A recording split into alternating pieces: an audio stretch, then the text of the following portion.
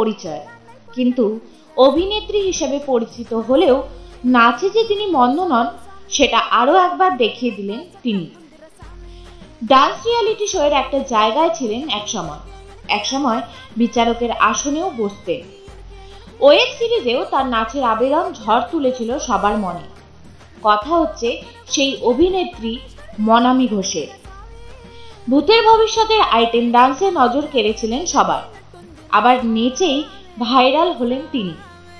দক্ষিণী superhit film পুষ্পার স্বামী স্বামী গানের ডান্স কভার করে ভাইরাল হলেন সোশ্যাল মিডিয়াতে। নিজের ব্যক্তিগত ইউটিউব চ্যানেলে আপলোড করা তার এই ডান্স কভারেজের ভিউজ ইতিমধ্যে 1.5 মিলিয়নে পৌঁছে গেছে। শুনুন মনামি ঘোষ এ প্রসঙ্গে ঠিক কি বললেন।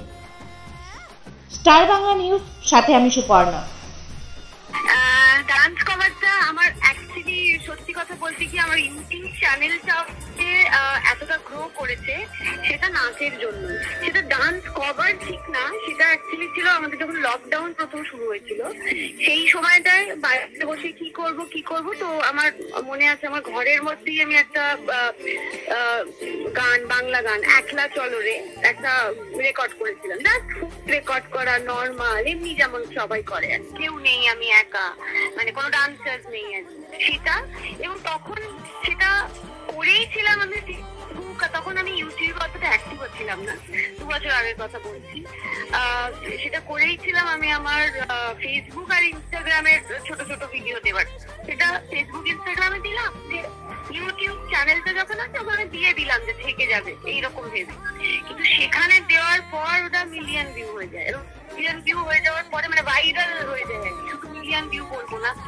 এবং সেটা তোমার শুধু আমাদের ইন্ডিয়ার নয়, সারা পৃথিবীতে বাঙালিরা যারা আছে এবং যারা একটু নাচতে ভালোবাসে তারা সব ওই আমার নাচটার কভার বানিয়ে আমাকে ট্যাগ করে ইউটিউবে শেয়ার করে।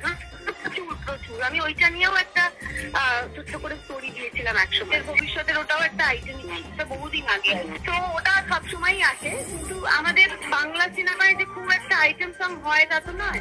তো সেই জন্য এমন অনেক পরিস্থিতি যেগুলো পছন্দ হয়নি, ম্যাক্সিমামই পছন্দ হয়নি। তার মধ্যে থেকে বেছে গুছে হয়তো কয়েকটা কিছু করেছি, কিন্তু সেটা এইটার পরে আসে তা নয়। ওটা আমি বললাম না, সারা জীবনই লোকে আমার ভীষণ পছন্দ।